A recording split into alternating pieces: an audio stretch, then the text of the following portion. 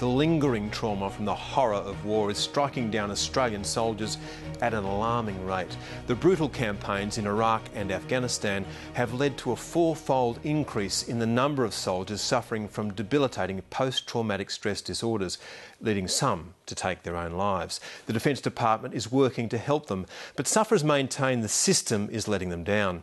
And as Hayden Cooper reports, they believe the problem is even worse than it seems because most soldiers hide their illness. It's mid-2008 and Australia's 2nd Cavalry Regiment is patrolling the streets of Baghdad. President Bush is trying to break the will of the insurgency once and for all in his dying days in office, and the Iraqi dissidents are fighting back. This footage was shot by Trooper Scott Gardner, one of the soldiers charged with guarding the Australian Embassy. He remembers it well.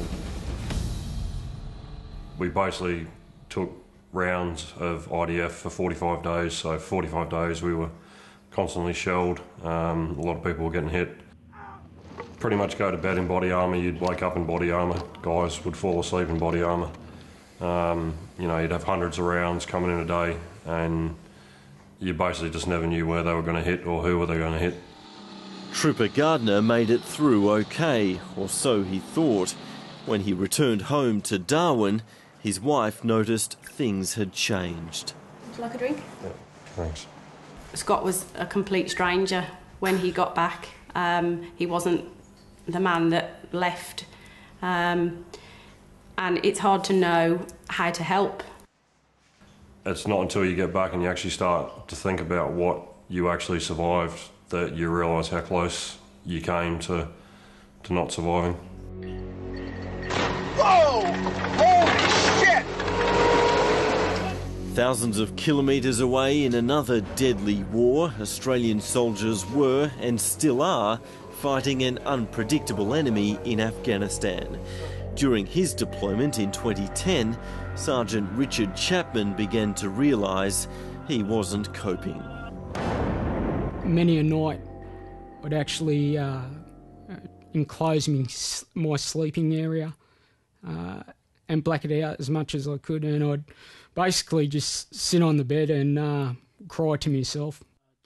Both soldiers have post-traumatic stress disorder, an illness that's now commonplace across the forces. The increase since these wars began is telling. The number of cases among soldiers who've been deployed has steadily risen, and Defence has now provided 730 with the latest number for 2011. It's more than 4 times higher than a decade ago, and these are just the soldiers who seek help. Most don't. You want to do everything you can to get on a trip and you will hide any injury you have to do it. It's the stigma thing. You don't want your mates to think that you're weak, you don't want your family to think you're weak, and you don't want to admit it to yourself. Defence estimates that 8%, or just under 2,500 of those deployed between 2002 and 2009, now have PTSD. This part of the brain has connected. From his psychiatric practice at Brisbane's Toowong Private Hospital, Andrew Koo treats former and current soldiers almost daily. We could expect that approximately 15 to 20% of our returning servicemen from a combat theatre will at some stage in their life experience symptoms which could be diagnosed as post-traumatic stress disorder. The symptoms typically include anger, nightmares and a fear of public places. The illness is also cited as a factor in some of the most extreme cases, like the killing of more than a dozen Afghan civilians by a rogue American Marine. He burst into several houses, shooting indiscriminately as he went. I think we need to be a little bit careful about describing patients who develop post-traumatic stress disorder as being invariably dangerous, because I don't think that's the case. But certainly they do have problems with irritability, impatience, intolerance and anger control. After a lifetime of service, Sergeant Richard Chapman is now a physical and emotional wreck. It really and I can't underestimate this, impacted on my family life initially. In one way, it actually was abusive, with uncontrollable anger outbursts and over-the-top reactions to small incidents. And this includes questionable physical abuse on my children.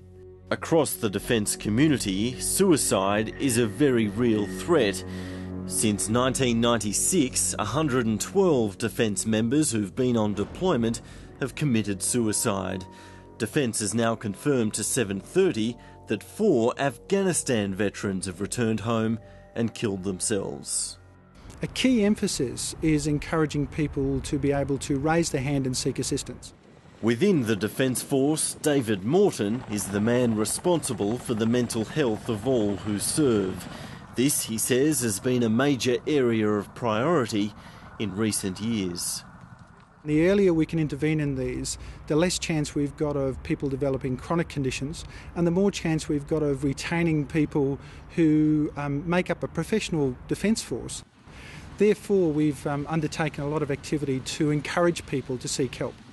For many veterans, their chief complaint is not so much about defence, but about the Department of Veterans Affairs.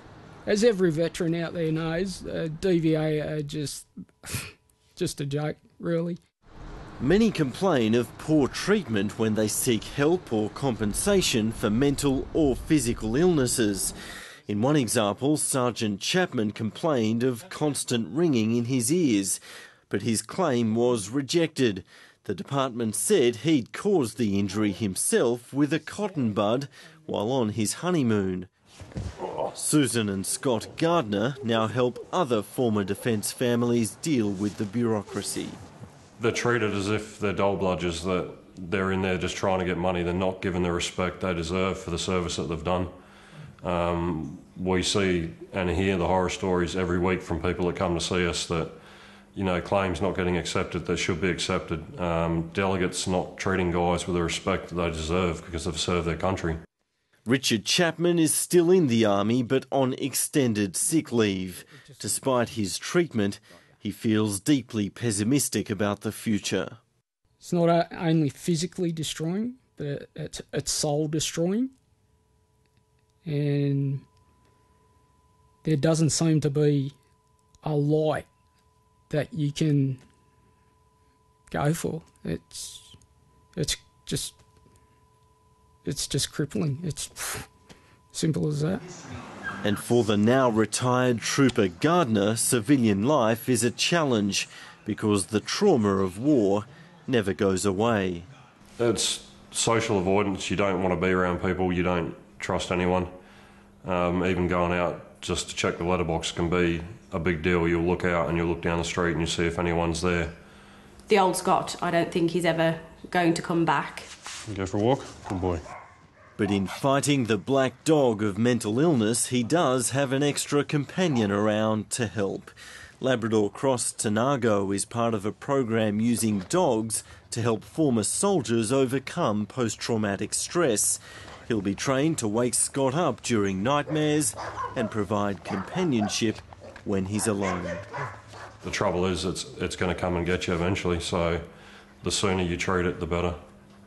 It's something that won't ever go away.